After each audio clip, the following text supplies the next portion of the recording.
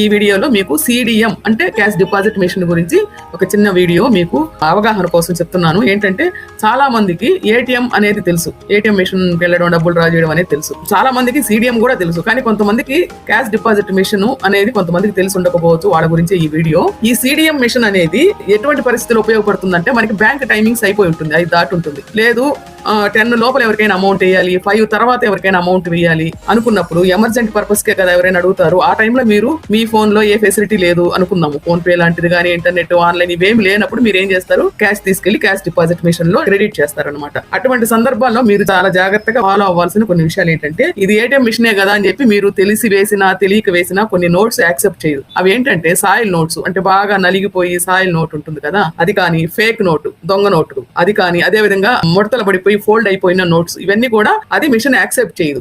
మీరు అక్కడ సిస్టమ్ లో పైన 500s ఇన్ని నోట్స్, 2000s ఇన్ని నోట్స్